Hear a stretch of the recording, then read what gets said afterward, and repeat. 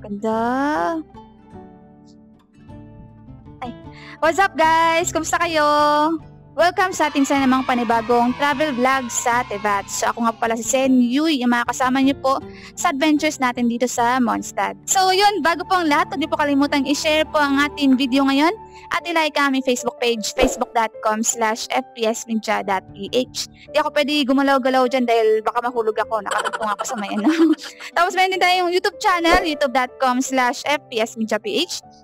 At Twitch channel, twitch.tv/fpsmediaph. Panoorin nyo rin po ang videos natin sa TikTok, tiktok.com/fpsmediaph, at bumisita sa aming website sa www.fpsmedia.ph.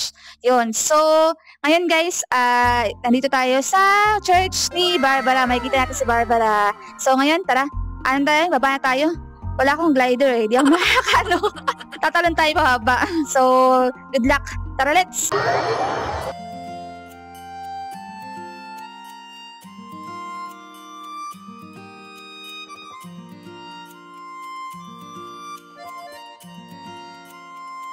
So, dito po tayo sa statwa po ni Venti. Si Venti po ay isang animo archon ng Mondstadt. So, alam nyo ba guys, na ang mukha niya, itong nasa likod ko, ay base dun sa kaibigan niya na namatay noong mga maraming taon na nakaraan. So, papicture muna ako kasama si Venti-chan. So, tara, let's say peace!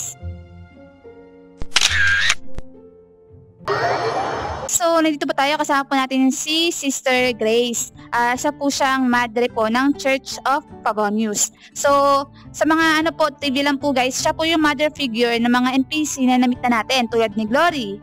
Si Timmy, na-meet si Timmy, di ba? Sa pang NPC na hindi natin na-meet si Nora, bata rin siya. Siya na figure ng batang yun. Si Nora, masyadong busy yung tatay. Si Pato, nandun sa Angel Share, sa labas, na taga-tawag ng mga customer. Si Timmy, namatayan ng tatay. Tapos hindi alam ni Timmy na namatay yung papa niya, kawawa naman. So pinapalabas ni nung mga kaibigan ng papa ni Timmy na kunyari buhay pa papa niya, tapos nagpapadala ng sulat. Tapos iniwan nila sa pangalaga ni Sister Grace si Timmy. So yun, medyo sad yung life ni Timmy. Bago tayo masok sa loob ng Pavonius, kita nyo naman sa likod ko yung statwa ni Barbatos or ni Venti. So, picture muna tayo bago tayo masok sa loob, okay? So, okay, say cheese. And di siya na gano'n nakita yun. Say cheese!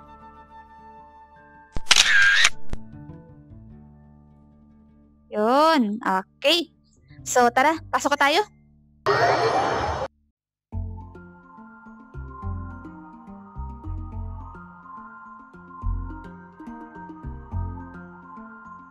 Yun guys, nandito na po tayo sa tapat po ng pinto ng church ng Church of Pavonius. So, pasok na po tayo sa loob. Tingnan natin kung ano yung laman ng katedral nila. Iko, patok tayo. Tao po.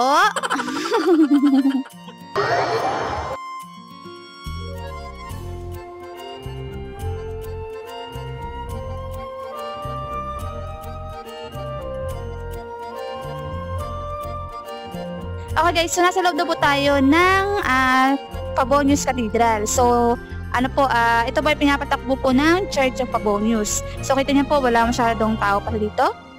Siguro dahil mga busy yung mga tao na yun. Tsaka, lapitan natin pala yung mga tao dito na nasa loob. Madalas meron dito, alam ko may isang patuloy dito eh. Puntahan natin, kausapin natin. Guluhin natin siya. Anong ginagawa mo dito? Simba-simba ka po eh. Akala mo naman eh, bait. Di naman. Baka akala niyo, hindi ko alam mga binabalak niyo dito sa Mondstadt Gusto niyo mag-spy eh. Ay nako, pasimba-simba ka pa dito. Tapos hindi ka ba natatakot na pwede ka masunog? Alam mo ba, pwede ka sabuyin ng holy water tapos yun. Ano ka na? Pabay ka na. Ay, gumen guys, gumen. So, siya nga pala si Victor Krum. Joke lang. Isa po siyang Fatoy diplomat. So, pinadala po siya dito ng ano bang tawag doon sa lugar na yun? Shiznaya? Basta, Naya.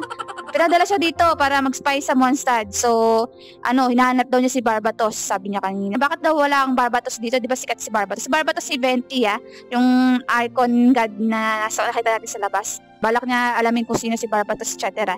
So anyway, inano ko siya kanina, hinakastigo ko siya kanina bakit siya nandito sa katedral Bawal nga yung mga katulad niya dito sa mga loob nila Tapos papasok-pasok pa sila dito sa loob So, iwan na nga natin yung Victorian So, kasama po natin ngayon, kailangan natin boses natin dahil nasa loob nga pala tayo ng katedral. So, kasama ko po ngayon ay si Sister Juliana. Isa po siyang madre ng Church of Pavonius. So, alam niyo ba na si Juliana, dati siyang treasure hoarder. Oo, totoo yun. Galing yun sa number 1 rumor maker na si Blanche. Sabi niya, dati siyang treasure hoarder, tapos na-meet niya si Rudolph San. Pagkatapos, nung mag-asawa sila, nagkaroon siya ng anak na pangalan ay Lily. So, dahil nga na nung nagkaroon na siya ng pamilya, bigla niya na-realize na, masama pala maging treasure hoarder. So, yun, nag-decide siya na, tumakas sa dating niyang mga kasama. Tapos, nag-apply siya sa Church of Pavonius bilang madre. So, dito, pwede ka pala magkapamilya, or pwede kang maging madre kahit may pamilya ka na or may anak ka. So, hindi sila ganun kahigpit sa personal life ng mga madre nila. So, speaking of treasure hoarder, ngayon ko lang nalaman, kasi may namita ba kayong treasure hoarder na babae? Sayang, gusto ko pa sana kasi nakulis ako yung itsura ng mga treasure hoarder na babae. Puro lalaki kasi na-meet ko ngayon si Juliana nalaman natin na treasure hoarder pala siya noon. So, curious ako kung anong itsura niya as treasure hoarder. So, yun. Huwag natin siyang abalahin kasi ang pray niya about tungkol sa anak niya na si Lily. So, tara, let's. Intindihin mo yung sinasabi niya. Intindihin mo mama mo. Gawin talaga yun, okay? Huwag kang masyadong palatanong. Basta importante okay yung mama mo. Hello guys! So, ngayon, kasama ko nga pala sila, si Lily at si Rudolph San. Sila po yung, pamilya ni Juliana San, yung nakausap nating madre kanina. So, nagtatanong si Lily sa papa niya kung bakit, anong yung pinag-pray ng mama niya at bakit laging busy, ganito, ganyan. Ni-explain ni Rudolph San yung rason kung bakit naging madre si, Juliana. So, pinapaintindi niya kay Lily. Okay, so, wag natin istorbohin yung mag-amang to. Alas tayo. So, kasama ko po ngayon si Barbara Chan. Siya po ay kapatid po ni Jin San. Sa mga di po nakakaalam, si Barbara Chan at si Jin San, although magkapatid, magkaiba po sila ng apelido na ginagamit. Si Jin San, ginagamit niya yung sa clan po ng mama niya. Siguro dahil siya yung older sister. Tapos medyo social or medyo bigatin yung clan ng mama niya, kailangan niya gamitin yung pangalan ng mama niya, which is the Gunhilder or whatever you pronounce that. Anyway, so naman si Barbara Chan naman, ginamit niya yung apelido ng papa niya, which is Peg, Barbara Peg. Ang papa niya ay si Seamus Peg. Siya po yung isa sa mga leader ng Mondstadt at Sinestral ng Church of Pavonius. So, siya si Barbara Peg. Tapos, siya rin po ang deaconess ng Church of Pavonius. So, abangan niyo rin po si Barbara Chan kasama yung ate niya si Jin San para dun sa ating one-on-one interview after natin malibot ang Mondstadt City. So, Barbara Chan, kita-kits sa one-on-one interview natin, ha? Okay, so, kita-kits, bye-bye! So, kasama ko na po ngayon, guys, si Rosaria San. So, isa po siyang sister din po ng Church of Pavonius. So, sabi nga ng iba, hindi halata na na sister siya ng Church of Pavonius dahil yung ugali niya may pagka-cold. Pag nakasara ang ibig niya, okay siya, mukha siyang sister ng Church of Pavonius. Pero pag once na nagsalita siya, napaka-cold ng niya, para siyang hindi madre. So, medyo nakakatakot si Rosaria San. Isa po siyang cryo user. Tapos balita ko, may chismis ako na sagap nung mga nakaraan. Ano daw siya, mahilig daw siya magmura gamit yung pangalan ni Barbatos. So, isa sa mga source ng rumor natin ay si Fischel. Si Fischel ay isa rin pong karakter ng Tevat. So, abangan niyo po siya sa mga future vlog po natin pag na-meet po natin siya. So, makakasama po natin si Rosaria San sa ating one-on-one interview. Abangan niyo po yun sa future episodes natin ng travel guide sa Tevat. So, yun. Maraming salamat, Rosaria San. Kita-kits sa ating one-on-one interview. Bye-bye! And And we're done for the day, guys. So, hanggang dito muna tayo sa ating travel vlog sa Mondstadt. So, abangan nyo po yung next natin na topic or next natin na vlog. Pa-upload din po natin sa mga susunod na araw. Maraming salamat po sa inyong patuloy na support.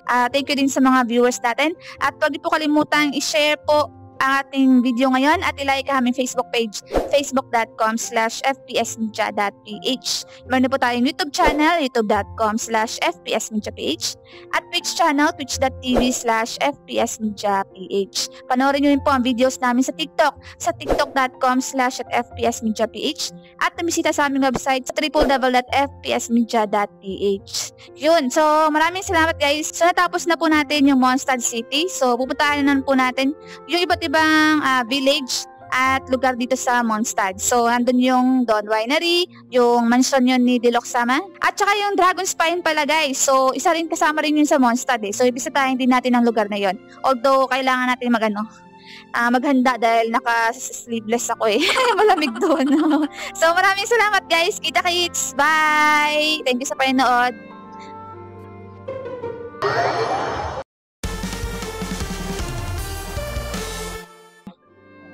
Ano sa tingin mo, Barbara? Payag ka na bang sumali sa PBB? Madali lang manalo dun. Hindi na kailangang talented, basta maganda ka. Tapos bonus na yung marunong ka kumanta at sumayaw. Tapos handa ka magkaroon ng love team. Basta wala kang jowa para hindi ka magkaroon ng hater sa labas. Payag ka na? Ako bahala sa'yo. Basta ako magiging manager mo, ha? Kailangan may porsyento tayo. Ano sa tingin mo? 40-60? 40 sa'yo, 60 sa akin? Oh, payag ka? O sige nga, pasample nga na sa'yo dyan. Oh, ayun. Oh, diba? So, payag ka na. Kung ayaw mo naman sumali sa PBB, pwede kang sumikat through live streaming. Hindi mo kailangan maging magaling sa laro. Basta maganda ka, magkakaroon ka ng maraming followers. Ano sa tingin mo? Madali lang kumita doon, basta magkaroon ka lang ng ads through monetization. Ako malapit na, may 300 followers na ako, mga 700 pa para maghahanda na ako ng kontrata pagbalik ko next time, okay? Pagkagaling ko ng Dragon Spine, balikan kita dyan, okay?